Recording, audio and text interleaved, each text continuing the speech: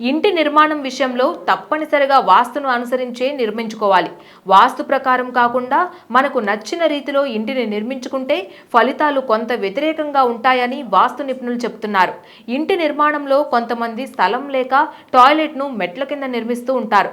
మెట్ల కింద టాయిలెట్ను నిర్మించడం వలన పలు ఇబ్బందులు తలెత్తుతాయని పండితులు చెప్తున్నారు. మెట్ల కింద టాయిలెట్ల నిర్మాణం ఎందుకు నిషిద్ధమంటే మెట్లు ఒకదానిపై ఒకటిగా ఎత్తుగా నిర్మిస్తారు. వాటి కింద టాయిలెట్లను పెట్టడం అంటే మలమూత్రాదులు ఉన్న స్థలాన్ని శిరస్సుపైకి తీసుకెళ్లడమే అవుతుంది. ఇది వాస్తు దృష్ట్యా శుద్ధి ధర్మానికి వ్యతిరేకమని చెబుతారు. మెట్ల కింద ఎలాంటి హానికరమైన స్థలాలు ఉన్నా అది ఆ ఇంటికి మంచిది కాదు. ప్రతికూల శక్తులను ఇంట్లోకి ప్రవేశించేలా చేస్తుంది. మెట్లను గురుస్థానం లేదా బ్రహ్మస్థానంలో కడతారు. ఇలాంటి మెట్ల కింద శౌచాలయాన్ని నిర్మిస్తే అది పవిత్రతను దెబ్బతీస్తోంది. ఫలితంగా వాస్తు దోషాలు కూడా ఏర్పడతాయి.